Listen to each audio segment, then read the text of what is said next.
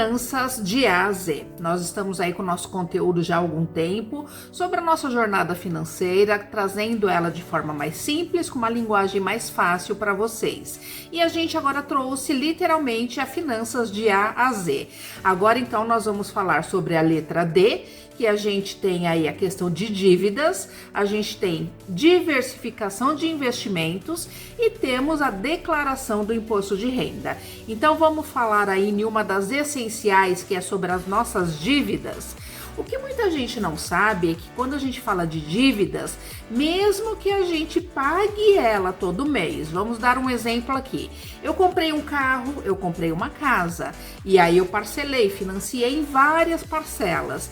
Mesmo que eu esteja pagando ela mensalmente, ela não deixa de ser uma dívida. Por quê? Porque ela faz parte ali do meu orçamento, eu ainda estou honrando com esses pagamentos. Então, por isso que a gente tem que ter muito controle. A gente fala, eu não tenho dívida, tá, mas o que você tem parcelado aí dentro do seu orçamento? Então, assim, é um ambiente que a gente tem que tomar muito cuidado na questão de dívidas, porque muitas vezes, deixando de pagar, você inclusive pode perder o bem financiado. Então isso é fundamental, a gente ter essa cautela, por isso que é essencial o planejamento e a organização. E aqui eu até coloquei, né, que a gente tem que ter um orçamento equilibrado e viver dentro das possibilidades, porque se a gente tem uma dívida planejada, estruturada para o nosso bem-estar, ok, a gente tem ali o controle, a gente sabe que tem que pagar todo mês. Agora, se você vai comprando, tendo aquisições e colocando ali, virando uma bola de neve, a gente tem que tomar muito cuidado com isso, porque é onde que desestrutura totalmente aí a nossa vida financeira. Então, assim, a gente tem que sempre ter isso listado, orçado e entender que dívidas a gente sempre paga primeiro a de maior risco, aí depois vem de maior juros. Então, entrando aí na questão de dívidas, tem um âmbito grande e cautelas que você pode negociar essa dívida. Não sei se vocês têm ciências, mas a gente consegue descontos muito bons dentro dos bancos, das financiadoras, dentro das dívidas que temos aí em nosso orçamento. A gente pode pesquisar em relação a juros, então a gente tem que tomar muito cuidado quando a gente fala dessa parte, né, da nossa vida financeira, que são essas dívidas, porque assim, se você não tem um plano, um foco aí planejado,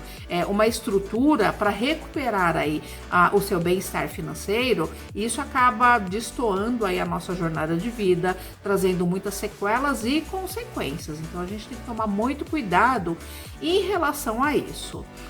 Quando a gente entra no âmbito de dívidas, aqui na minha mentoria, na minha consultoria, a gente aprofunda muito essa questão, porque tem várias situações aí e várias oportunidades de negociações. Isso é fundamental. Dívidas, às vezes, de valor muito expressivo, que você entrando em contato com as empresas, aproveitando época aí, que eles fazem aí esses saldões, né, para poder quitar dívida, você consegue descontos aí que são fundamentais para poder se livrar aí dessas situações que já está enrolada, que você muitas vezes já tem até o nome, né, no SPC Serasa, o nome sujo, né, que a gente fala. Então tem muitas oportunidades de feirões que você tem descontos aí bem expressivo para poder quitar essa dívida. Então esse é um assunto realmente que, se a gente ficar falando aqui, a gente se estende muito, mas só deixando esse estoque para vocês em relação a esse âmbito das dívidas na nossa questão financeira. Agora vamos falar sobre a nossa diversificação de investimentos. A estratégia que a gente tem que ter aí para reduzir literalmente os nossos riscos financeiros. Então, como que a gente tem que fazer? A gente tem que dividir aí parte do nosso patrimônio, da nossa reserva financeira em determinados investimentos. A gente não pode alocar todo o valor no investimento só. Por quê? Porque a gente sabe que quando nós falamos aí de investimentos, a gente tem sempre aí esse sobe e desce de inflação, de índice de correções. Então, a gente distribuindo esses investimentos, a gente acaba tendo uma segurança maior, a gente indo com cautela. Claro que a a gente tem que estudar ali qual é o meu tipo de investimento. É curto, é médio, é longo prazo? É isso que dita ali como que você vai escolher a diversidade aí dos seus investimentos. E tem aquela questão, a gente tem o perfil do investidor, onde a gente traça ali o seu perfil. Se você tem aí uma chance de deixar ter um risco maior, se você não tem tolerância nenhuma a risco, porque quando a gente fala de renda fixa, a gente tem ali as nossas rentabilidades mais previsíveis. Porém, as rentabilidades não são tão ousadas, né? Então, a gente tem que tomar bastante cuidado com isso. Agora, quando a gente fala de renda variável, aqui a gente tem grandes oportunidades. Porém, tem, um loop muito grande, um sobe e desce aí da Bolsa de Valores. Então, a gente tem ações, a gente tem fundos imobiliários, a gente tem diversidade grande aí nessa prateleira de investimentos.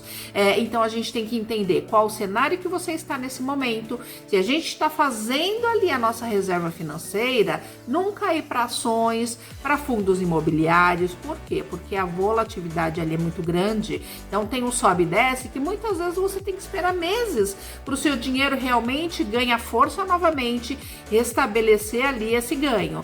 Então isso é fundamental, sabe? Sempre estudar, sempre escolher ali de forma criteriosa como que você vai alocar os seus investimentos, escolhendo sempre ter uma diversidade muito grande ali. Então, sempre distribuir aí, pensando nos seus sonhos, nas suas metas, nos seus objetivos. Nunca deixar todos os ovos ali na mesma cesta, que a gente pode se deparar com uma surpresa aí não tão agradável, e isso é muito prejudicial aí para nossa saúde financeira. E agora a gente vai falar um pouco sobre a declaração do imposto de renda, como deve fazer e se organizar. Então a gente sabe que ali uma vez, né, no ano, a gente tem que fazer essa declaração do imposto de renda do ano anterior. E isso tem que ir com muita cautela, tem que ser minucioso ali nas suas informações, porque a gente não pode se deparar ali nessas pendências, a gente não pode ser pego de surpresa, né? Então ali, na declaração do imposto de renda, você informa literalmente para a Receita Federal as suas fontes de renda, os seus bens de deduções. Então assim, se você trabalha aí no mundo corporativo, na CLT, você recebe da sua empresa ali todos os valores de deduções, todos as informações de convênio, tem toda essa estrutura. Quando a gente fala também de bens, a gente tem que declarar se você tem carro, se você tem imóvel, se você tem, quais são os investimentos, se são só ali aplicado dentro da sua renda variável, o que é dedutível ou não. Então, assim, dentro do informativo que você tem, isso já te dá uma grande detalhe ali de como declarar o imposto de renda. E uma oportunidade muito grande também que veio aí para facilitar a vida é quando a gente coloca faz a importação direto do gov.com. Ali ele já busca, extrai todas as suas informações de banco, seus investimentos, e ele traz ali para você a declaração de imposto de renda semi-preenchida. Então, assim, é bem legal. Claro que você tem que ficar atenta, você tem que sempre conferir como que tá ali essa distribuição, mas ali ele já te dá uma boa parte do trabalho ali em andamento. Então isso ajuda bastante. Para isso você tem que ter tem senhas, né? Níveis de senhas dentro do gov.com. E aí você tem que ter ali no mínimo para que ele consiga carregar todas essas informações para vocês. Então assim, eu acho que é fundamental. Eu vou ficar literalmente hoje na letra D, porque falamos de 3 pontos aqui essencial, né? Que são as dívidas, que isso tira o sono de muita gente, sobre a importância aí da diversidade dos investimentos e a declaração do imposto de renda, né? Lembrando que declaração do imposto de renda todo ano tem um nível ali, uma faixa de valor anual que e você precisa declarar, então tem que ficar sempre atento. Nós tivemos aí uma extensão, né, no meio da pandemia, de poder declarar o imposto de renda até o final de maio.